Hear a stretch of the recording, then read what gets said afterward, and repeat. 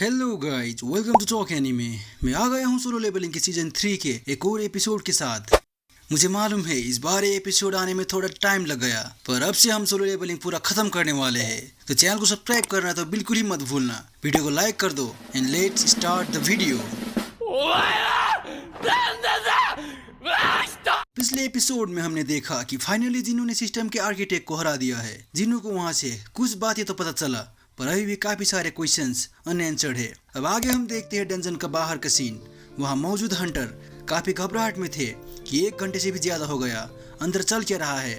पर तभी अंदर से कुछ हंटर एलंग विद चाहेइन, जिनचुल और चोइजोइन बाहर निकलते हैं। वो लोग काफी इंजर्ड थे, जिसे देख के बाहर के लोग काफी घबरा जाते हैं कि एक सी रैंक के गेट के अंदर ऐसा क्या हुआ जो सारे हंटर इतना इंजर्ड है। अब आगे जिनचुल करेज गिल्ड के लोगों से कहता है कि इंसिडेंट में मारे गए हंटर्स को बाहर लेके आए। फिर हम देखते हैं जिन्नू को, अब वो भी गेट से बाहर आ गया था और वो सोच रहा था कि जो आर्किटेक्ट का रियल बॉडी है वो तो कहीं दूसरे जगह में होगा। उसे आर्किटेक्ट से कुछ सवालों का आंसर तो मिला, पर उसके पास अभी भी काफी सारे सवाल पड़े हैं। वैसे भी जिन्नू को लगा नहीं था कि आर्किटेक्ट उसको सारे बात बताएगा। अब आगे जिनचुल जिन्नू को बताता है कि उस इंसिडेंट में टोटल 20 इलाइट हंटर्स मारे गए, और जिन्नू से पूछता है कि जिन्नू के दिमाग में चल क्या रहा था। इतना खतरनाक डंजन को क्या वो अकेले क्लियर करना चाहता था?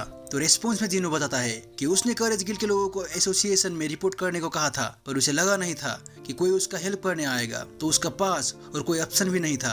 अब आगे जिन्नू कहता है हंटर गिल्ड और सर्वेलेंस टीम की वजह से आज वो जिंदा है, मगर जितने भी हंटर्स आज वहाँ मारे गए उन सब का जिम्मेदार भी जिन्नू ही है। अगर वो इतना रस में विदाउट प्लानिंग के अंदर ना गया होता तो आज काफी सारे कैजुअलिटीज को कम किया जा सकता था। तो जिनचुल कहता है कि ऐसा बात नहीं है। जब भी कोई एस रैंक हंटर रेड में जाता है तो उसके बारे में एसोसिएशन को नोटिस मिल ही जाता है। और रही बात हंटर गिल्ड से कोऑपरेशन का, तो ये प्लान खुद जिनचुल का था, तो सारे गलती जिन्नू का नहीं है। अब आगे जिनचुल जिन्नू को पूछता है कि उसे इस डबल डंजन के बारे में मालूम कैसे हुआ, उसको कैसे पता चला कि सी रैंक गेट के अंदर डबल डंजन है। तो जिन्नू बताता है कि डंजन ने खुद ही से जिन्नू को यहाँ बुलाया था। उसका पास एक मैसेज आया था जो उसे यहाँ बुला रहा था। अब जिसे सुन के जिनचुल थोड़ा कंफ्यूज हो जाता है और वो जिन्नू से पूछता है कि क्या वो उन मैसेज को देख सकता है। तो जिन्नू बताता है वो मैसेज उसका दिमाग में आते हैं, तो सिर्फ जिन्नू ही उन मैसेज को देख सकता है। जो सुन के जिनचुल और भी कंफ्यूज हो जाता है, पर वो जिन्नू को कुछ नहीं कहता। अब आगे हंटर चा वहाँ आ जाती है और वो जिन्नू से पूछती है कि वो ठीक तो है,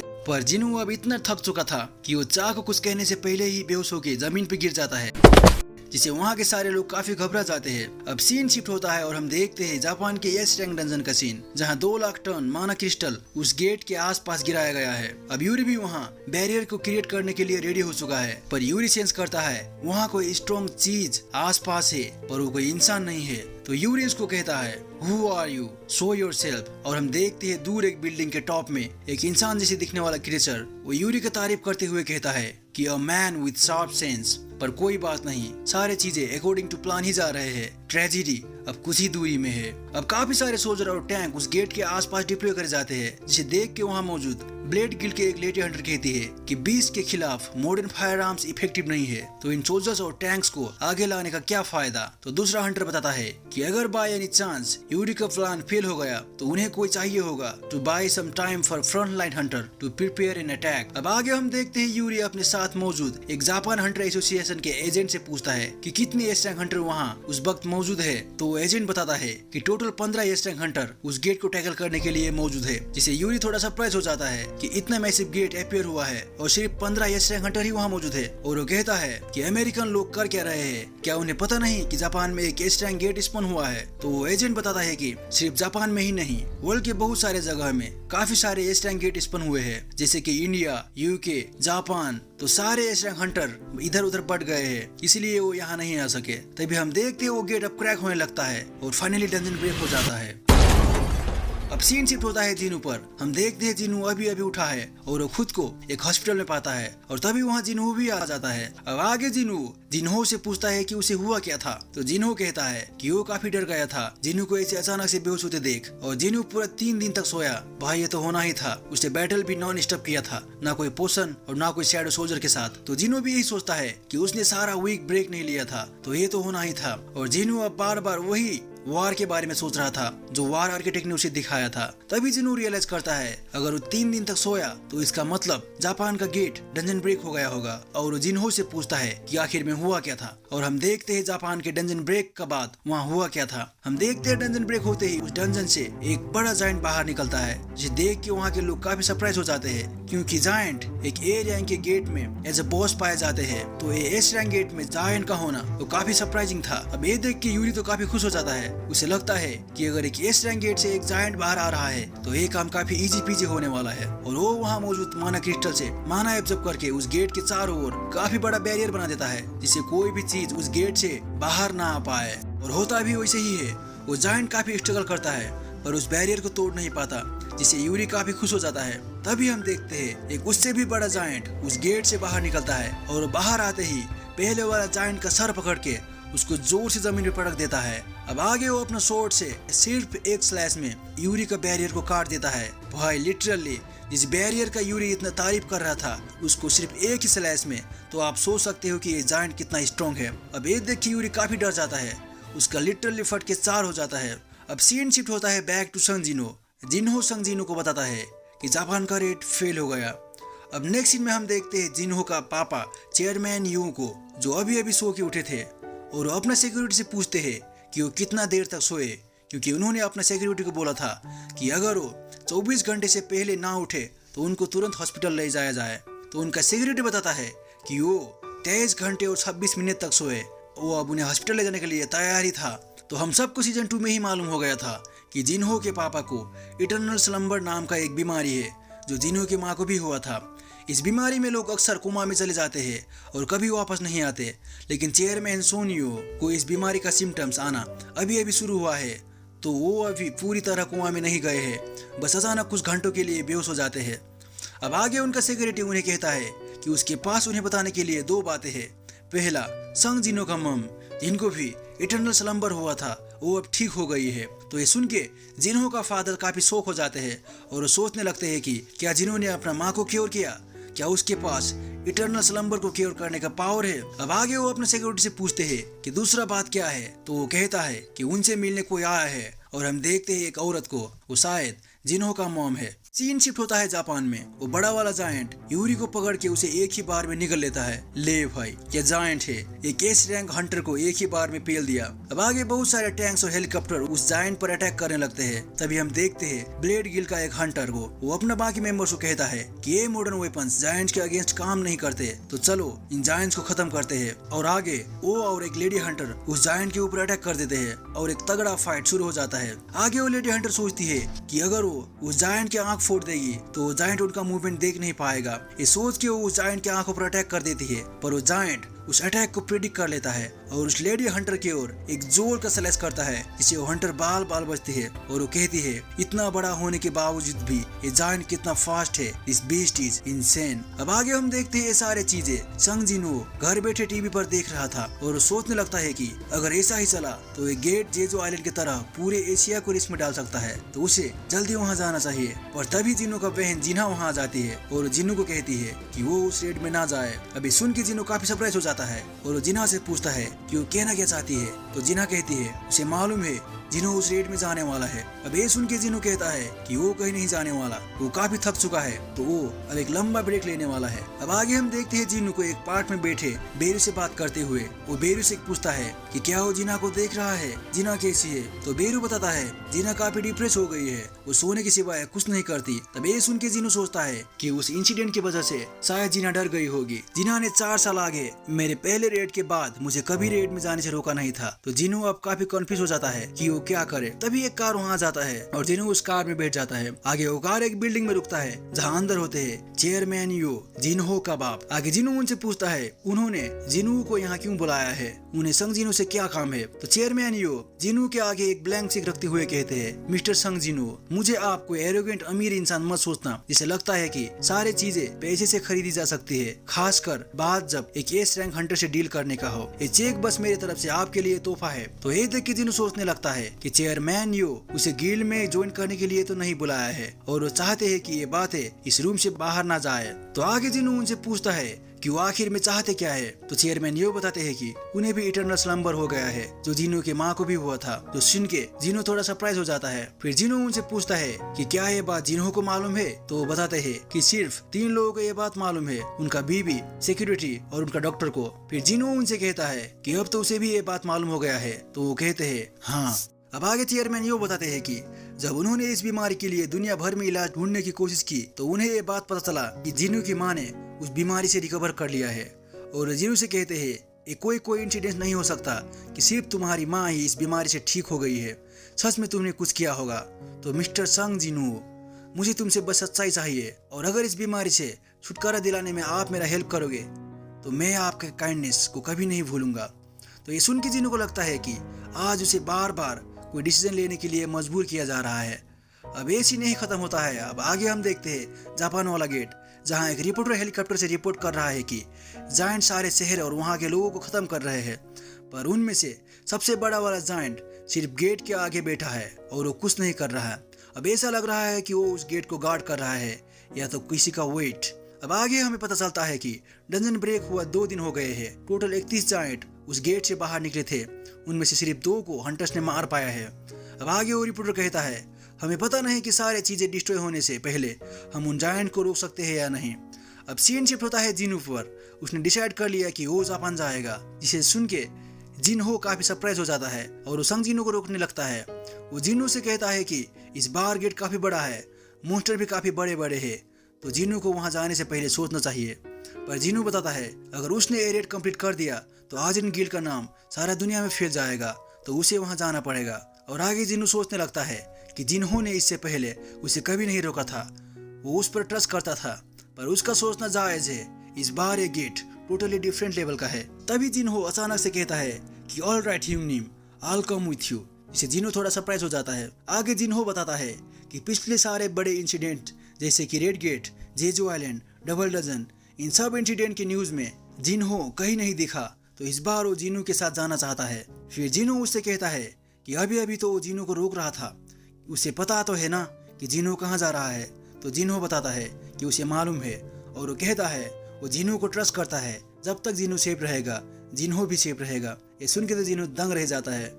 आगे जिन्हो वहां से घर की ओर निकल जाता है और रास्ते में सोचने लगता है कि हालांकि उसने उस वक्त शैडो सोल्जर को यूज नहीं किया था, पर आर्किटेक्ट जिन्हो जितना ही स्ट्रॉन्ग था, जबकि जिन्हो 100 लेवल से भी ऊपर है। इसका मतलब ये हुआ कि इतना बड़ा दुनिया में काफी सारे बीइंग जिन्हो से स्ट्रॉन्ग होंगे, तो उसे सारी चीजें खुद से हैंडल करने का सोचना बंद करना पड़ेगा। वो कोई हीरो नहीं है। जिन्हो भैया, believe me, you are the hero. अब जिन्हो अपना घर पहुंच जाता है और उसका माँ उसे डिनर के लिए बुलाती है, पर जिन्हो देखता है कि उसका बहन जिन्हा वहाँ मौजूद नहीं है। तो उसका माँ बताती है कि जिन्हा ने बोला उसे भूख नहीं है। अब ये सीन ही कट होता है और हमें फिर से चेयरमैन यो और संग जिन्हो के बीच का कन्वर्सेशन दिखाया जाता है। जिन्होंने चेयरमैन यो का ऑफर ठुकरा दिया है, पर जिन्हो को लगा कि उसे चेयरमैन यो को सारे बातें बता देना चाहिए था। वो जिन्हो का पापा है, पर प्रॉब्लम ये था कि जिन्हो को पता नहीं चेयरमैन यो कैसे इंसान है, और जिन्हो के पास होली वाटर ऑफ लाइफ भी काफी कम बचे हैं, तो उसे उन्हें एकदम वाइजली यूज करना पड़ेगा। अब आगे हम फिर से जिन्हो के पास आते हैं। जिन्हो सोच रहा था कि अगर आज उसे डिसीजन लेने पर मजबूर किया जा रहा है तो ही विल टेक वन, और वो अपना मॉम से कहता है कि वो जापान रेड में जाना चाहता है, पर उसका मॉम उसे नहीं रोकती। वो बताती है कि जिन्हो का पापा भी ऐसे ही थे, वो भी कहीं क्राइसिस देखते ही लोगों को हेल्प करने के लिए दौड़ जाते थे। अब आगे जिन्हो अपना बहन के पास जाता है जो सोई हुई थी। वो दरवाजे से जिन्हा को पूछता है कि क्या वो सो गई, जिन्हो को उससे बात करना है। तो जिन्हा कहती है अभी उसे नींद आ रही है, तो वो बाद में बात करेगी। पर जिन्हो जिन्हा के बगल में जाके बैठ जाता है और उसको बताता है कि जिन्हो ऑलमोस्ट मारा गया था रिसेंटली, जो जिन्हो का डेली का रूटीन है। वो कहता है पर इस बार उसे सच में लगा कि वो मरने वाला था, पर वो वापस लौट आया। And Jinho feels grateful each time he come home, तो वो इस बार भी वापस आएगा। आगे वो अपना बहन को शुक्रिया करता है for not stopping him all this year. तो जिन्हा उसको कहती है अगर वो जिन्हो को रोकती भी तो जिन्हो नहीं रुकता। फिर जिन्हो जिन्हा से कहता है मैं वापस आऊंगा और मैं चाहे जहां रहूं, I will protect you know matter what. अब आगे जिन्हो चेयरमैन गो से मिलता है और एक बड़ा प्रेस कॉन्फ्रेंस होता है, और फाइनली आर्जिन गिल्ड जापान के लिए निकल जाता है। Sung Jinho as a guild master and Jinho as vice guild master. अब सीन शिफ्ट होता है जापान में। वहाँ के मिलिट्री सिविलियंस को इवैक्यूएशन के लिए हेल्प कर रहे थे। तभी हम देखते हैं एक सोल्जर एक डॉक्टर को कह रहा था कि रेस्क्यू वैन में जगह कम होने की वजह से वो सिर्फ 4-5 लोगों को ही रेस्क्यू कर सकता है, पर वो डॉक्टर बताता है कि वहाँ 10 से भी ज्यादा लोग मौजूद है। तो सोल्जर कहता है टाइम बहुत कम है, जायंट्स वहाँ कहीं भी आ सकते हैं, तो उनके पास दूसरों के बारे में सोचने का वक्त नहीं है। पर वो डॉक्टर वहाँ से जाने से मना कर देता है। वो बताता है कि वो और उसका वाइफ ने बाकी लोगों से प्रॉमिस किया था कि वो उन लोगों के साथ आखिरी दम तक रहेंगे। तो ये देख के वो सोल्जर कहता है फिर तो वो भी उनके साथ ही रुकेगा, वो भी ऐसे लोगों को मरने छोड़ के जा नहीं सकता, पर पहले उन लोगों को किसी सुरक्षित जगह में कवर लेना चाहिए। पर तभी वहाँ जायंट्स आ जाते हैं, जिसे देख के वहाँ के सोल्जर काफी डर जाते हैं और उन जायंट्स पर फायर करने लगते हैं। अब आगे एक जायंट अपना हाथ से उन पर अटैक कर देता है, जिससे डर के वो सोल्जर उस डॉक्टर और उसका बीबी का आगे आके उनको कवर कर लेता है। पर अचानक से वहाँ एक शैडो आके उस जायंट पर अटैक कर देता है और उस जायंट को एक ही बार में गिरा देता है। और हम देखते हैं ये शैडो और कोई नहीं, न्यूली शैडो सोल्जर जीमा थी। अब जीमा को देख के वो सोल्जर काफी घबरा जाता है, पर तभी वहाँ आता है संग जिनहो। वो सोल्जर से कहता है ये प्लेस काफी डेंजरस है, तो उन्हें किसी सेफ जगह पर चले जाना चाहिए। और हम देखते हैं जिन्हो भी वहाँ आके लोगों को इवैक्यूएट करने में हेल्प करने लगता है। अब आगे जीमा उस जायंट को अपना त्रिशूल टाइप वेपन से स्टैब करके उसे जमीन पे गिरा देती है और जिन्हो अपना डैगर से उस जायंट को बीच से काट देता है। अब सीन शिफ्ट होता है ईस्ट यूएस के मैरीलैंड में, जहाँ कुछ हंटर बैठ के ये सारे न्यूज देखते हुए जिन्हो का बुराई कर रहे थे। उनमें से एक हंटर कहता है कि उसने सुना जिन्हो को मिसेस सेलर ने एक भी लेवल अपग्रेड नहीं किया। तो दूसरा हंटर कहता है तब तो जिन्हो पक्का मारने वाला है, क्योंकि मिसेस सेलनेस ने इन सारे हंटर्स को अपग्रेड किया है, तो इन्हें पता है कि एक ऑर्डिनरी हंटर का लिमिट कितना होता है। पर तीसरा हंटर कहता है पर जिन्हो तो अभी अभी रियोकेन हुआ है ना। तो दूसरा हंटर कहता है इसीलिए वो इतना उड़ रहा है, उसे लगता है कि एक कीड़े वाला मोस्टर, खासकर एंट वाला, वो इन बीस्ट के बराबर होते हैं, पर उड़ने वाले लोग जल्दी ही गिरते हैं। अब आगे वो जिन्हो के ऊपर बेट लगाने लगते हैं कि वो कितने दिनों में मरेगा। तभी हम देखते हैं थॉमस आंद्रे को। वो कहता है मैं पूरा स्कैवेंजर गिल्ड के बिल्डिंग को बेट करता हूँ कि जिन्हो बच जाएगा, जिससे बाकी हंटर थोड़ा कंफ्यूज हो जाते हैं। अब आगे आंद्रे उनसे कहता है कि उन लोगों को दूसरे के बारे में सोचना छोड़ के खुद के बारे में सोचना चाहिए। यूएस में हुआ एस रैंक गेट का कल डंजन ब्रेक होने वाला है, तो उसे मालूम नहीं कि उनमें से कितने लोग सरवाइव कर पाएंगे। आगे आंद्रे कहता है यूएस से ज्यादा फन तो जापान में होता, पर यहाँ भी कल चीजें इंटरेस्टिंग होने वाले हैं। और हम देखते हैं एक जायंट सा गेट यूएस के स्काई में। अब हमें फिर से जापान का सीन दिखाया जाता है, जहाँ रिपोर्टर लोगों को रिपोर्ट कर रहा था कि जिन्हो के एंड सोल्जर उन जायंट्स को खा रहे हैं और जिन्हो के बाकी सोल्जर भी हंटर्स को हेल्प कर रहे हैं उन जायंट्स को खत्म करने में। अब हम देखते हैं एक छोटी बच्ची के ऊपर एक जायंट अटैक कर देता है और वो बच्ची चिल्ला के वहाँ से भागने लगती है, पर वहाँ आ जाता है ईग्रिस। वो एक ही स्लैश में उस जायंट के हाथ को काट देता है और वो उस बच्ची को बचा लेता है। और आयरन भाई वो एक बड़ा जम करके अपना एक्स से उस जायंट के सर पे एक जोर का वार करता है और एक ही बार में उस जायंट को सुला देता है। ये देख के जिन्हो भी काफी खुश हो जाता है और वो कहता है रैंक अप करने के बाद आज आयरन काफी एक्साइटेड दिख रहा है। अब आगे वो सोल्जर जिन्हो को उन सब का जान बचाने के लिए थैंक्स कहता है, पर जिन्हो उससे कहता है कि वो एक ब्रेव सोल्जर है और जिन्हो को उस सोल्जर को वहाँ से ले जाने को कहता है। अब इवैक्यूएशन कंप्लीट हो चुका था और जिन्हो भी एक्शन के लिए रेडी हो जाता है और हम देखते हैं काफी टाइम बाद जिन्हो का आइकॉनिक मूवमेंट और राइट्स। अब सीन शिफ्ट होता है और हम देखते हैं जापान के हंटर हेडक्वार्टर में, जहां दो एजेंट चेयरमैन मात्सुमोतो को बताते हैं कि जायंट के द्वारा कब्जा किया गया काफी सारे इलाके को रिकवर कर लिया गया है, जैसे कि नागोया, नाकात्सुगावा, शिजुओका, ताकायामा और नागानो। ये सुन के मात्सुमोतो काफी हैरान हो जाता है कि जिन्हो का आते ही ये सब कैसे होने लगा और वो सोचने लगता है कि जो गोतो ने जिन्हो के बारे में बताया था वो बिल्कुल सच है। जो आंखें मात्सुमोतो ने एयरपोर्ट में देखा था वो कोई मामूली इंसान का आंखें नहीं थे। अब आगे मात्सुमोतो कहता है कि उसने काफी सारे हंटर्स को देखा था, पर संग जिन्हो उन सबसे पावरफुल है। आगे हमें दिखाई देता है जब मात्सुमोतो जिन्हो से पहले बार एयरपोर्ट में मिला था, तो उसने जिन्हो को कहा था कि जायंट्स अभी ओसाका के ओर बढ़ रहे हैं, तो उन्हें पहले वहीं से शुरू करना चाहिए। और वो बाकी कंट्री से भी कांटेक्ट कर रहा है और भी हंटर को भेजने के लिए, पर जिन्हो उससे साफ साफ मना कर देता है। वो मात्सुमोतो को बताता है कि वो सारे जायंट्स को अकेले ही खत्म करना चाहता है, जिससे मात्सुमोतो भाई काफी शौक हो जाता है। अब आगे हम देखते हैं जिन्हो को उसने काफी सारे जायंट्स को मार के अपना शैडो सोल्जर में कन्वर्ट कर लिया था और उन सब का नामकरण कर रहा था। वो उनका नाम रखता है नंबर 1, 2, 3, 4 और नंबर 5। भाई क्या नामकरण है, चुम्मेश्वरी। पर तभी बेरू एक और जायंट को मार के जिन्हो के पास पटक देता है और जिन्हो से कहता है कि उसने एक और को खत्म कर दिया तो जिन्हो उसका नाम नंबर 6 रख देता है। भाई ये दोनों। अब आगे जिन्हो रियलाइज करता है कि चीजें काफी आसानी से हो रहे हैं, पर शायद खेल अभी शुरू ही हुआ है। अब जिन्हो का शैडोज जापान के सारे जायंट्स को मारने में हंटर्स का हेल्प करने लगते हैं, क्योंकि जिन्हो के पास अब इतना ज्यादा माना है तो ये काम काफी आसानी से हो रहा था और जायंट्स भी अब थक चुके थे, तो वो उन शैडो सोल्जर के आगे ज्यादा टिक नहीं पा रहे थे। पर प्रॉब्लम ये था कि इस एस रैंक डंजन ब्रेक की वजह से जापान में और भी काफी सारे डंजन ब्रेक होने लगे थे और अब मॉन्स्टर भी जायंट्स के साथ मिलके तबाही मचाने लगे थे।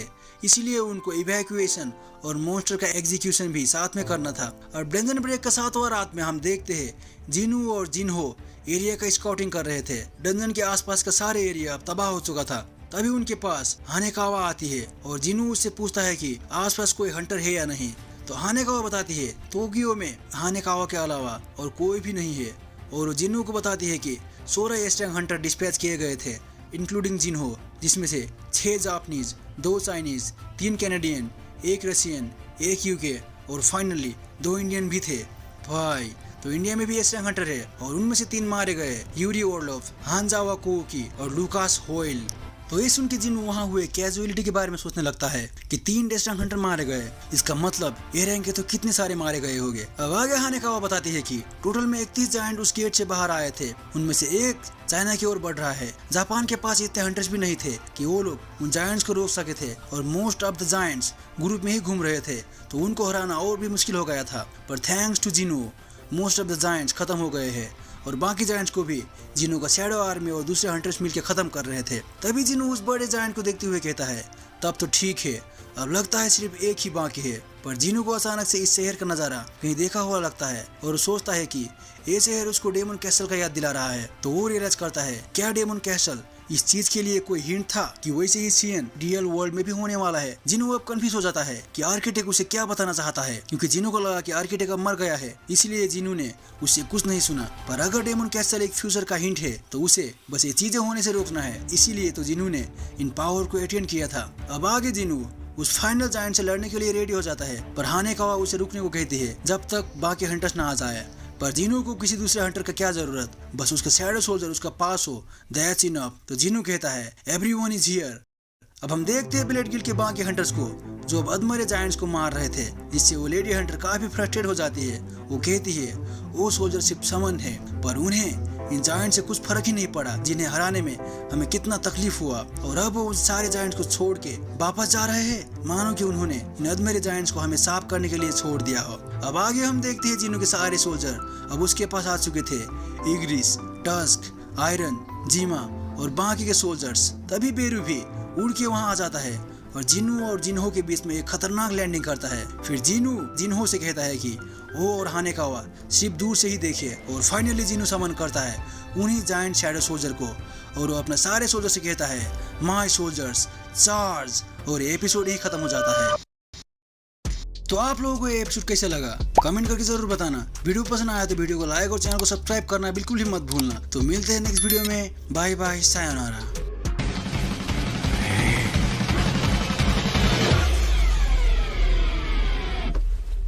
Hey.